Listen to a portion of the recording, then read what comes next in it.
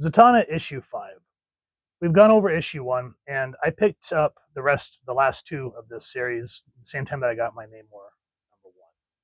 I was disappointed because they didn't have 2, 3, and 4 of them. But at least I supported my local comic shop, so cool beans. Jamal Campbell. I see him going places. He's got a good concept of who Zatanna is. But this being his first time out, I could see where he's a little rough around the edges. And what do I mean by that? Let's dive in.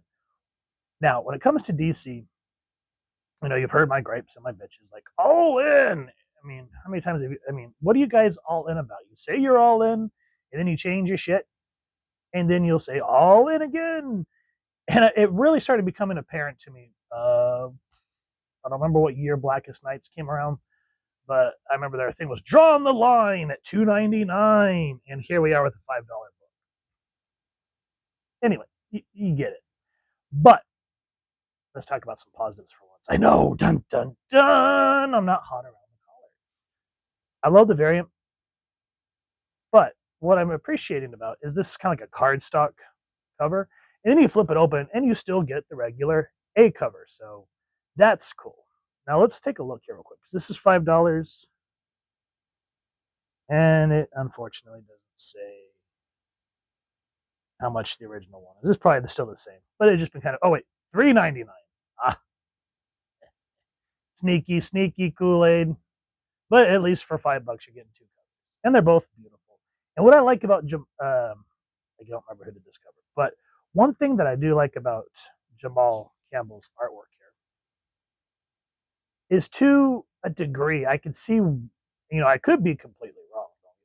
I'm not what do you call it, a connoisseur, so to speak, but I can see inspirations of like Alex Ross meets Adam Hughes in his work. And I think that's what initially drew me, because to me, if anybody can draw Zatanna, the Birds of Prey, the original Gotham City of Sirens, not this post Flashpoint bullshit Harley, it was Adam Hughes. That dude was like the bees. And I don't think he did all of the Gotham City Sirens. Whoever did that, I don't remember, but they were good too. But I just prefer Adam Hughes. So I can see his inspiration. Gorgeous cover here. A little busy, but still very nice looking. Going back to why I wish I had 2, 3, and 4 is at the end, spoilers if you guys haven't been keeping up with the series. So if you don't want to be spoiled, pause this video, go check out the review, and go get the rest of the series. And you're back. At the end of issue 1, Zatanna is stabbed, trying to save one of her friends. And it was kind of go, okay, what happened here? And then, you just kind of blindly jump into the 5th issue in this miniseries. And all of a sudden it says, my esteemed audience, who've come from far and wide to this humble theater, welcome. Let me begin by telling you a story. This is a tale of magic and mystery, sorcery and suffering, tricks and travesty. This is the story of Zatara, my story, my failure. I walked through life as I entered this world, through pain, through anguish, through death, unstoppable, inescapable, creepy death. So that's kind of a nice little showstopper at the beginning. Ooh, what's going to happen here? But before we go any further, let's talk about who made this. And this is one of those BS moments where they put everything at the end. This is Jamal Campbell, writer, artist, and cover artist. Letters was Ariana Maher, and then I'm glad there's only a few variant covers. There's everyone. And then, let's see. They say who created Superman, but it's sort of like, well, I don't, if you guys know, let me know. But I have no idea who created Zatanna. That's interesting. Wait a minute. This says cover artists George Perez and Trish. Do we have some necromancers in the house? Or maybe they pulled one of his pieces from the vault, because R.A.P. George Perez. Anyway, that's just a little creepy. Anyway, I don't want to get into all that. What I like about these layouts is we see Zatanna's history of her growing up. And in a sense, it's sort of like how they use mirrors in film to show like cracked psyches or the duality of someone.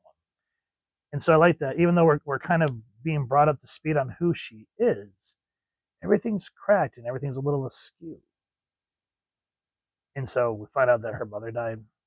And then all of a sudden we find out her dad, at least in these panels, is a real prick. And I'm thinking, oh God, don't tell me this is one of those like retellings where they're trying to bastardize the father or a established character. I was like, if that's the case, I'm closing the book. But I took a deep breath. He says, wrong. You've gone over this already. What a mockery. I almost have it. But Z, come, don't waste your time on her. Leave me alone. And we're like, wait a minute. Whoa, whoa, whoa. And so we again, as the word that I said is skew. We find out that, why her family is being targeted. And then we realize, again, spoilers, that all this askewness says, unfortunately for them, I was not my father. I was so much less. And so the league fell. My friends fell. Everything I've ever cared about fell one by one. And now someone here, Zatanna, wake up. We see kind of this, her eye sort of like, oh, what's going on, man? And we see the dark Zatanna that's been narrating.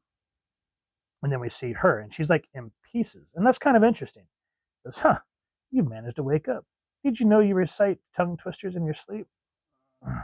Not quite all together, are we? You're quite funny in a tragically pathetic sort of way. I mean, you had everything going. Such an esteemed legacy runs through your veins. The pages of your ancestry overflow with legendary sorcerers and esoterics, powerful. One thing that I will say is the way they put these stars in, it's sometimes a little hard for the brain to immediately connect the dots, so forgive me. And this is where I was saying where I could see that Jamal is up and coming, but here, and even a little bit through here. Hey, don't get me wrong. This is one of these, this is not like an action book like Batman, Superman, or Space Ghost that we went over. This is a character piece. And even though we're seeing all these beautiful splash pages of her fractured psyche, when we finally see that she's confronting her dark self, it gets a little, it starts to snap. It's like, ugh, fucking paragraphs. No, ugh. Show, don't tell. And that's one thing where I could see him up and coming, but we need to trim that down, man. Like, it would have been interesting, I like this because we're not getting your traditional paneling. We're getting beats of what her dark self is saying, trying to twist her memories, because that's what's happening. They're trying to completely destroy her. And so that's why her father comes off as an asshole. But then it's just talk. And we find out that Zatanna is finally kind of starting to find herself and realizing that when she got stabbed, kind of lost her confidence. Like something has been eaten inside her. And we find out more about that later. But here, I like how, again, she's sort of in this almost dissolving, kind of like in a back to the future way. She says, don't blink now. You'll miss the show. Ta-da! This is impossible. Please. I can only do impossible. Case in point. Now you see me. And then it's backwards, so your brain has to kind of switch. And it says, now you don't. Now.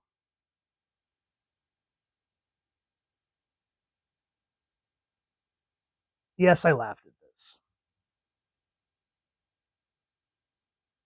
But I would have. Let's get through it. So she says, now you see me, now you don't. And it's the spread pages of his original penciling, which is cool. You can see up here, penciler Jamal Campbell, title Zatanna, page 10, page 10, issue 5. This very much kind of gives off like John Byrne era She-Hulk, fourth world break. Okay, I can laugh at that. But we're finally starting to build up. She's finally rebuilding herself. And I would love what I would have liked to have seen at this point.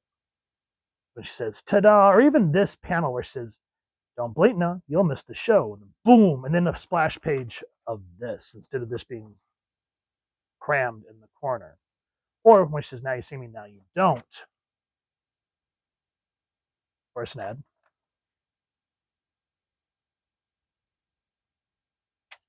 It just would have been interesting to see something.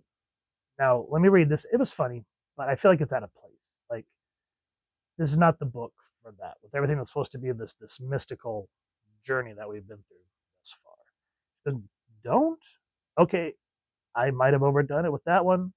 Now, where am I? Don't mind me. Again, Zatanna, it really shouldn't be this hard to stay in your own plane of existence.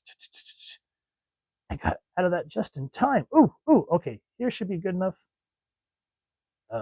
Take me back to where I belong, is what that says.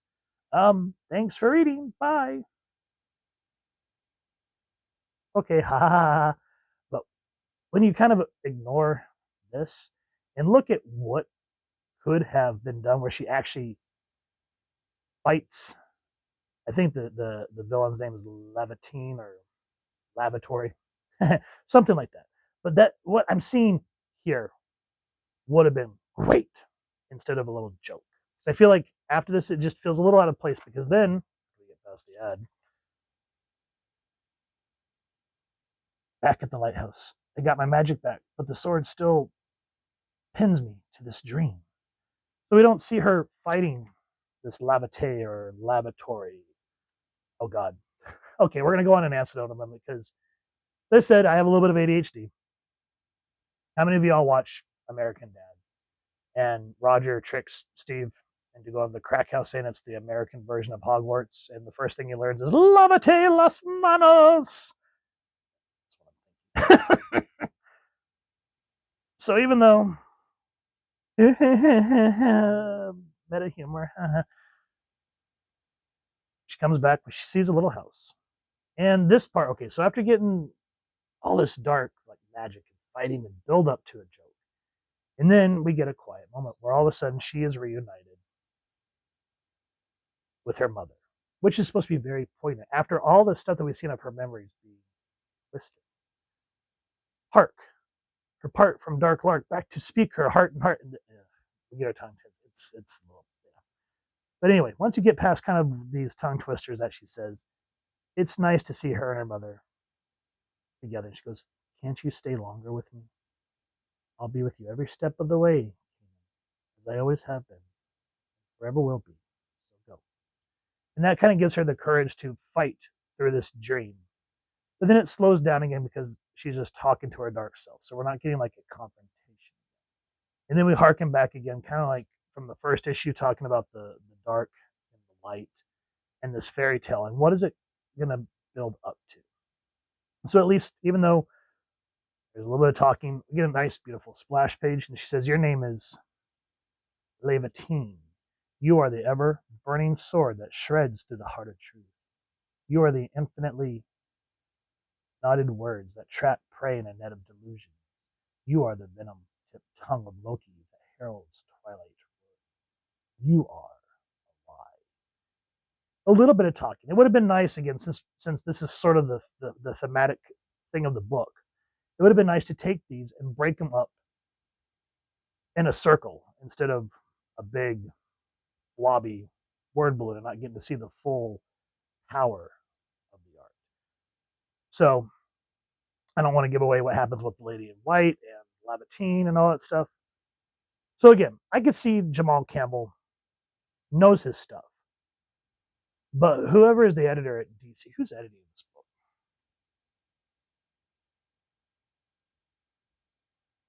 Editor. Assistant editor Gillian Grant and senior editor Brittany Holzer.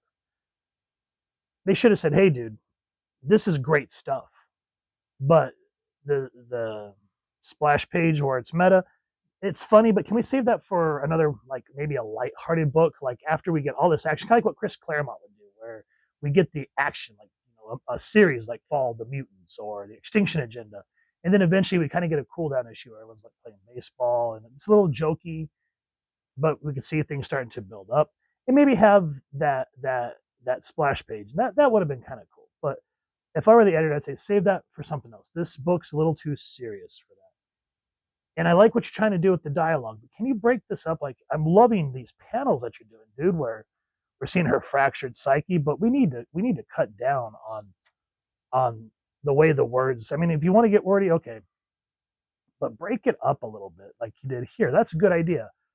But as we get to where she's fighting her dark self, that's just a bit much, man. Can we break that down just a little bit, because it slows the book down, because even though you want the book to breathe, you still want to pace it. And so I think if he continues to work at DC and or Marvel, I can see him going places. So entertaining, though I can see this being kind of one of those first outings, maybe proving grounds.